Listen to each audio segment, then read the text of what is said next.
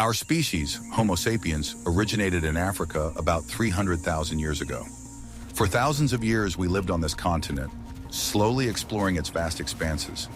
About 70,000 years ago, small groups of our ancestors began to migrate, leaving the cradle of humanity. They headed north and east, exploring new lands, unaware that the world they were leaving behind was only a small part of a vast planet. They did not know that beyond their familiar lands lived other people who were very similar to them, yet at the same time completely different. These others were Neanderthals, a species that had inhabited Eurasia for thousands of years, adapting to its harsh climate. It was an encounter between two worlds, two species, two paths of development that had previously run parallel. It was an event that changed the fate of each of them, and, as we now know, the fate of all humanity, an encounter that changed us all. Watch the video to the end to find out how this encounter affected our species and how it is reflected in each of us. For a long time, we considered Neanderthals to be primitive, crude creatures, barely capable of anything other than survival. This image is mistaken. Neanderthals were incredibly strong, resilient, and intelligent. They built shelters, created complex tools, cared for the sick, and, according to some sources, even buried their dead, which suggests that they had certain rituals. Their brains were even larger than ours, which, of course, does not automatically make them smarter, but does indicate complex cognitive activity. For hundreds of thousands of years, Neanderthals were the undisputed dominant species in Eurasia. They were masters of survival in the harsh conditions of the Ice Age. Their physique, stocky, with short limbs and a broad chest, was perfectly adapted to the cold. These physical characteristics helped them stay warm, and their incredible strength allowed them to successfully hunt large animals such as mammoths and woolly rhinos. Scientists have discovered traces of their hunting grounds, where the remains of thousands of animals have been found, indicating their high level of skill and cooperation. They did not just hunt, they planned, set traps, and used complex strategies. In addition, Neanderthals were skilled craftsmen. Their tools, known as Mousterian culture, were more sophisticated than those used by their predecessors.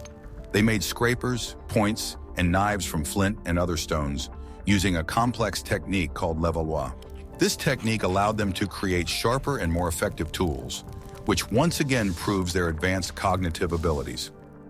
Some findings even indicate that Neanderthals used bone tools and may have even created primitive jewelry from claws and feathers, which challenges our perception of them as mere survivors. Their social life was probably more complex than we thought. Archaeological findings show that Neanderthals cared for their fellow humans. Neanderthal skeletons have been found with evidence of healed fractures and serious injuries, suggesting that they lived long after being injured and were apparently cared for. This shows that there was compassion and care in their communities, which is a trait that we have long considered to be uniquely human. These traits, complex behavior, the use of fire for warmth and cooking, and even the beginnings of symbolic thinking, make them much closer to us than we are used to thinking. So, two species, two histories, two destinies.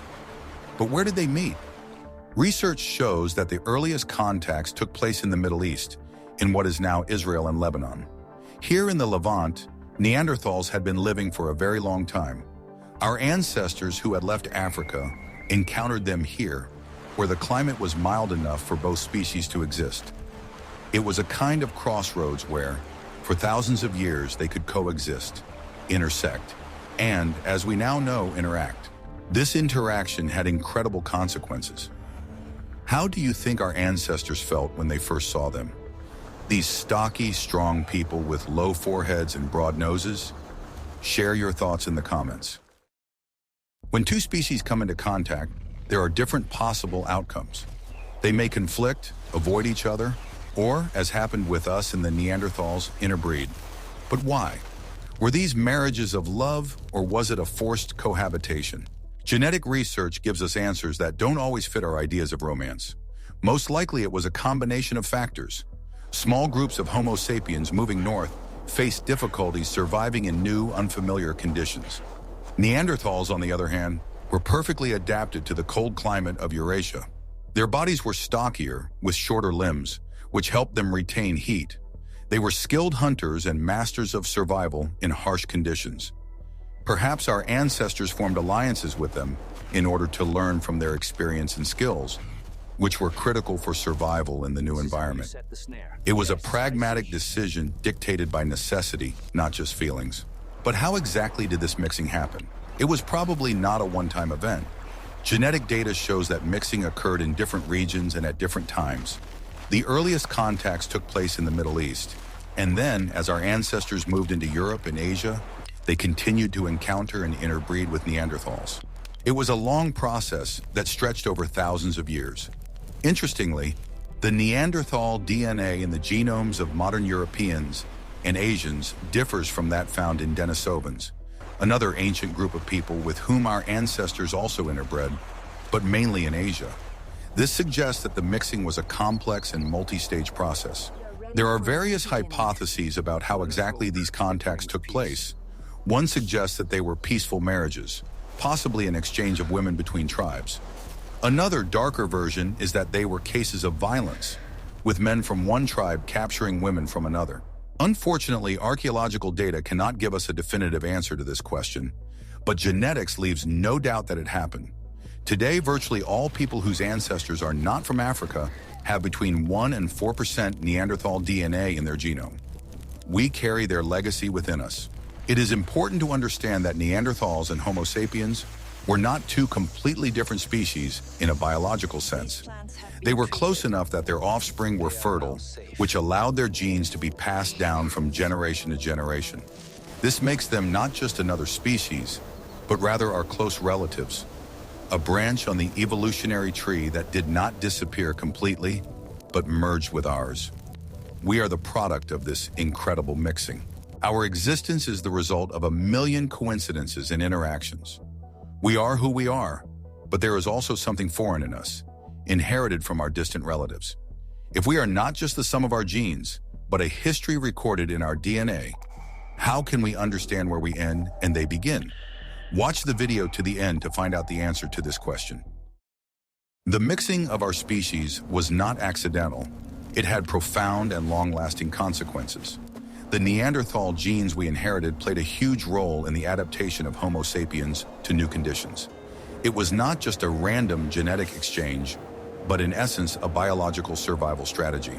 When our African ancestors began to migrate north, they faced many challenges that their bodies were not prepared for. Cold weather, new food sources, and most importantly, unfamiliar diseases all threatened to halt their expansion. One of the most striking examples of this adaptation is the immune system. Our African ancestors were unfamiliar with European viruses and bacteria. Neanderthals, on the other hand, had lived with them for thousands of years and developed effective defenses. By inheriting their genes, our ancestors received a kind of genetic vaccination that allowed them to better survive in their new environment. Scientists have discovered that Neanderthal genes involved in the immune response still help us fight certain pathogens. It's as if you moved to a new country and immediately gained access to secret recipes that help the locals stay healthy. But immunity is only part of the story. Other genes inherited from Neanderthals affect our skin and hair. They may have helped our ancestors better tolerate ultraviolet radiation and cold. For example, inherited Neanderthal genes probably contributed to faster adaptation to vitamin D production in less sunny latitudes. Think about how this factor could have affected survival. A person with dark skin who came from Africa would have found it much more difficult to produce enough vitamin D in the short European daylight hours. Neanderthal genes may have given our ancestors an advantage by speeding up the adaptation process and thus preventing serious health problems. There are even more interesting findings. Some genes that affect blood clotting and even the tendency to depression also turned out to be Neanderthal. For example, genes that affect blood clotting could have been useful for rapid wound healing, which was extremely important in conditions where every injury could be fatal. As for depression, scientists suggest that these genes may have been linked to adaptation to circadian rhythms and seasonal changes, which ultimately influenced our modern mood and behavior. Perhaps this legacy helped some of us survive the long, dark winters that our African ancestors were not adapted to. This shows that we are not pure descendants of our African ancestors. We are the result of mixing, an incredible and complex genetic mosaic. Our survival in Europe and Asia would probably have been much more difficult without this unique genetic contribution from Neanderthals. Each of these traits, from immunity to mood, is a tiny piece of the genetic map that tells us about our ancestors and how they survived in a harsh new world. But this exchange was not one-sided. Perhaps Neanderthals also gained something from our ancestors that helped them survive longer. However, their numbers were small, and they eventually disappeared from the face of the earth, leaving us with their genetic footprint.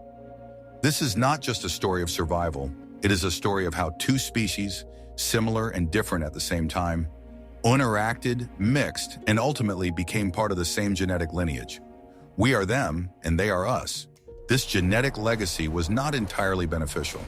As in any game of roulette, some winning combinations also brought losses. Scientists have found that Neanderthal genes can also increase the risk of developing various diseases, such as type 2 diabetes, Crohn's disease, and certain autoimmune disorders. This reminds us that ancient adaptations that were useful in the primitive world can become a burden in modern society. For example, genes that promote fat storage for survival in times of famine can contribute to obesity today. This duality is key to understanding our past. We inherited not only powerful defenses from Neanderthals, but also certain vulnerabilities. The genetic memory that helped us survive in Europe now makes itself felt in doctors' offices. It is a complex and fascinating intertwining of past and present that still affects our health and well-being. By studying these genes, we are not just digging into ancient history, but trying to better understand ourselves and the causes of many modern diseases. It is a legacy that we carry with us every day, showing how deeply the roots of our species are intertwined with those of Neanderthals. If interbreeding was so successful, why did Neanderthals die out? This question continues to intrigue scientists and laypeople alike. It is one of the biggest questions in paleoanthropology, and there is still no clear answer.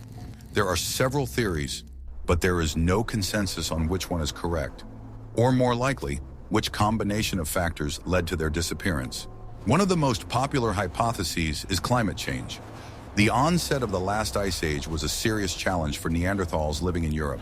Severe cold and changing landscapes reduced food supplies and made survival more difficult. At the same time, our ancestors, Homo sapiens, had already mastered new, more effective methods of hunting and survival. They may have used a wider range of tools, allowing them to adapt to changing conditions more quickly than Neanderthals, who are believed to have relied mainly on brute force and hunting large animals. Another theory is the superiority of Homo sapiens in social skills. Our species may have been more inclined to cooperate and had more sophisticated communication, which allowed us to form larger and more effective social groups. Imagine that Neanderthals lived in small, isolated groups, while our ancestors formed larger communities. This gave us a huge advantage in the competition for resources, allowed us to pass on knowledge and technology from generation to generation more effectively, and enabled us to withstand dangers. Communication, the exchange of ideas, and working together may have been the decisive factors. And of course, interbreeding also played a role.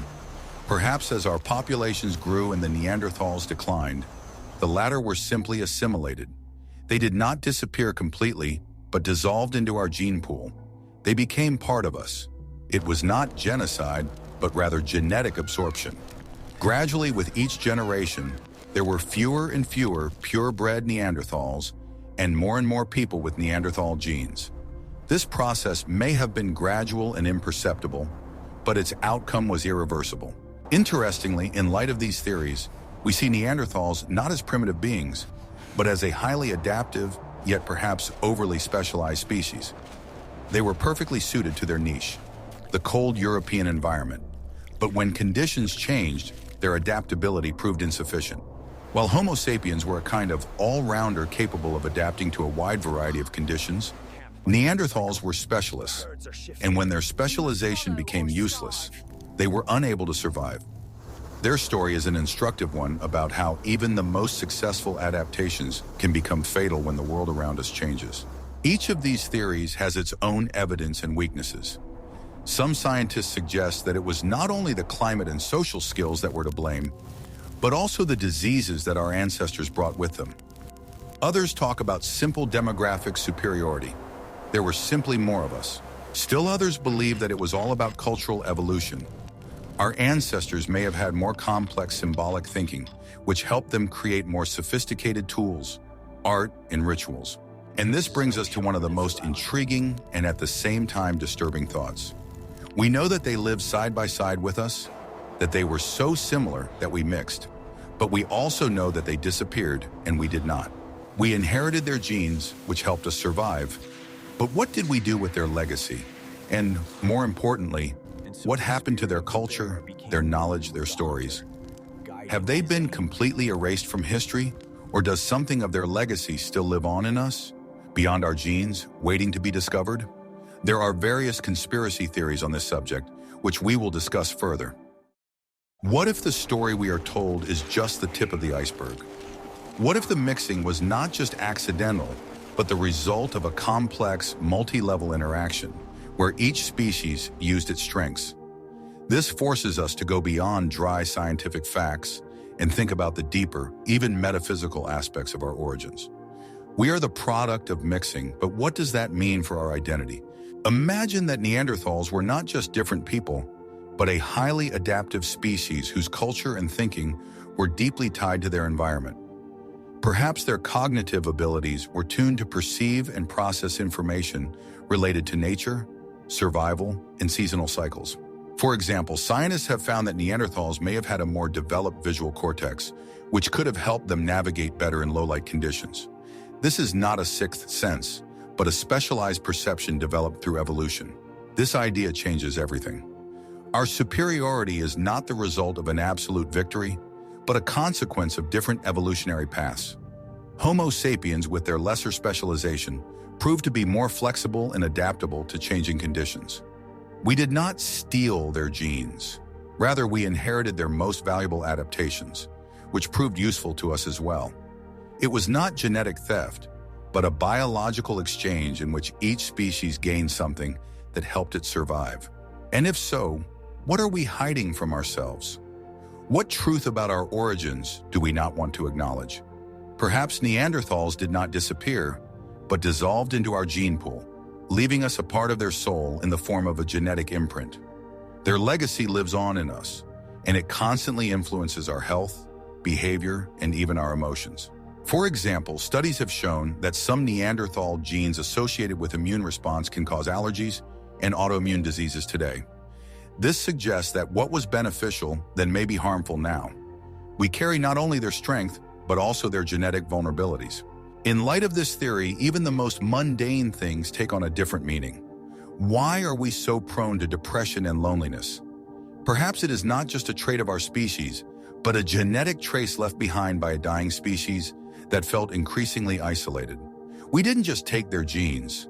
We inherited their sadness and sense of loss, and they became part of us. This isn't mysticism, but epigenetics, how the genes we inherited interact with our modern environment. This is, of course, just a thought, but it makes us wonder how well we really know ourselves. We are constantly looking for answers in the stars, in the depths of the ocean, but perhaps the most important answers are hidden within ourselves. In the 2% that we inherited from a species that disappeared, leaving us its genetic imprint. Perhaps Neanderthals are not extinct, but are waiting for their moment to reappear through our genes. Each of these hypotheses, based on real scientific data, forces us to look at the history of our species from a different angle. It shows that the past is not always as obvious as it seems, and that behind the dry facts and figures, there may be something deeper and even frightening. This is an invitation to reflect on who we really are and what it means to carry the genes of an extinct species. So what was it really? Evolutionary success, or something more complex and mysterious that continues to influence us today? We have learned that our encounter with Neanderthals was not just a random event, but a key moment in our history that determined our path of development. And yet we still cannot give a definitive answer. Was it an evolutionary success, when we simply filled an empty niche and took advantage of the genetic advantages of an extinct species? Or was it something more complex and mysterious? Genetic data shows that we inherited not only useful genes from Neanderthals, but also some of their vulnerabilities. This suggests that their disappearance was not a mere accident. Perhaps we carry within us not only their strength, but also echoes of their tragedy. What part of this story did you find most interesting? Share your thoughts in the comments and don't forget to subscribe to our channel so you don't miss new videos about the most mysterious and exciting stories on our planet.